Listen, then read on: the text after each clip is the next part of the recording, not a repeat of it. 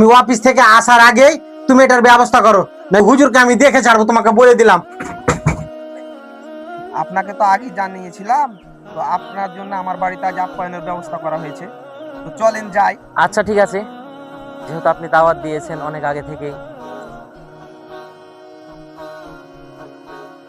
হুজুর আসেন, এখানে আসেন, বসেন আপনি।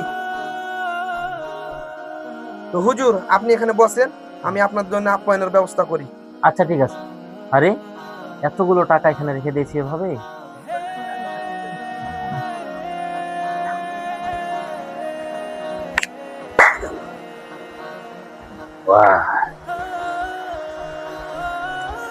আলহামদুলিল্লাহ, এখন কেউ নাই, কাজটা সেরে নি। আলহামদুলিল্লাহ, খাওয়া দাওয়া হলো, আমি তাহলে এখন যাই। তো ঠিক আছে হুজুর, আবার আসেন। আচ্ছা ইনশাআল্লাহ।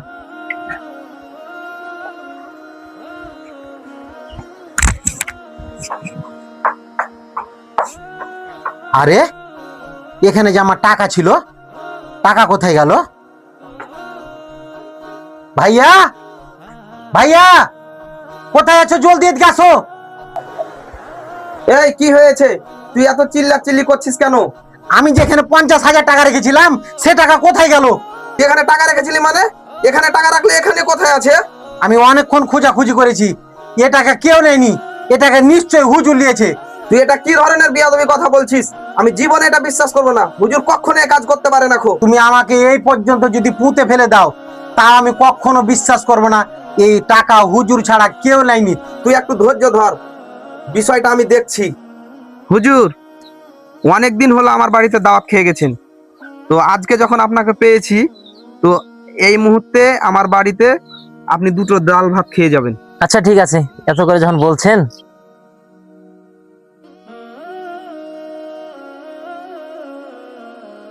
কই রে উমর, হুজুরের জন্য খাবার নিয়ে আয়। এই তো আজ আমি পেয়ে নিয়েছি চোর হুজুরকে, আজ আমার মনের আশা পূরণ করব। এই হুজুর, আমার টাকা তাড়াতাড়ি ফেলো। এই উমর, এ ধরনের বিয়াদবি কথা বলছিস হুজুরকে মানে? ভাই আপনি থামেন একটু, আমি কথা বলছি। কিসের টাকা ছোট ভাই? হুজুর, আপনার মনে আছে 3 মাস আগে আমার বাড়িতে দাওয়াত খেতে এসেছিলেন, আর টেবিলে আমি 50,000 টাকা আমি রেখেছিলাম, সে টাকা কে চুরি করেছে? আমার বাড়িতে একমাত্র আপনি ছাড়া আর কেউ ছিল না, এ টাকা আপনি চুরি করেছেন। তাড়াতাড়ি বলেন আমার এই টাকা কোথায় রেখেছেন।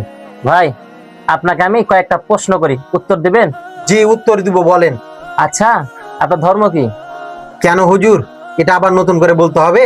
আমার ধর্ম ইসলাম। আচ্ছা, ইসলাম ধর্মের ধর্মগ্রন্থ কি? কেন হুজুর? আল কোরআন। আচ্ছা, এই গত 3 মাসের মধ্যে কি আপনি বা আপনার পরিবারের কেউ কোরআনটা পড়েছেন? না মানে হুজুর, সেভাবে কোরআন পড়া হয়নি। আপনি যদি বা আপনার পরিবারের কেউ যদি এই গত 3 মাসের মধ্যে কোরআনটা একবার খুলে দেখতেন, তাহলে আপনার প্রশ্নের উত্তর আপনি পেয়ে যেতেন। আপনাদের পরিবারে আমাকে দাওয়াত দিয়েছিলেন, দাওয়াত খেতে এসে আপনাদের পরিবারটা কেমন দিনদারিত্ব আছে এটা পরীক্ষা করার জন্য আমি টাকাটা কোরআনের মধ্যে রেখে গিয়েছি। আল্লাহ যেমন নামাজ পড়তে ফরজ করেছেন নামাজ পড়া, ঠিক তেমন কোরআন পড়াটাও ফরজ করেছেন। নামাজ ফরজ হওয়ার আগে কোরআন পড়াটা ফরজ করেছেন। আবার আল্লাহ রসুল সাল্লাল্লাহু আলাইহি ওয়াসাল্লাম বলেছেন, কোরআন শিক্ষা করা প্রত্যেক মুসলমান নর নারীর জন্য ফরজ। আসলে আপনি এই গত 3 মাসে অনেকের কাছে অনেক কিছু বলে বাড়িয়েছেন, আমার বিষয়ে অনেকের সাথে সমালোচনা করেছেন, কিন্তু আল্লাহ পাক রব্বুল আলামিন বলছেন, ওয়াইলুল লিকুল্লি হুমাযাতিল লুমাযা আল্লাযী জামাআ মালা ওয়া আদ্দাদা। এই সূরা হুমাযার প্রথম আয়াতে আল্লাহ বলছেন, ধ্বংস যারা সামনে নিন্দা করে এবং পিছনে গীবত করে। এই যে গীবত করে বেড়ালেন, আমার নামে মিথ্যা অপবাদ দিলেন, এগুলো করা কিন্তু ঠিক না, এগুলো অনেক বড় পাপ, এগুলোর জন্য আল্লাহ জাহান্নামে দিবেন।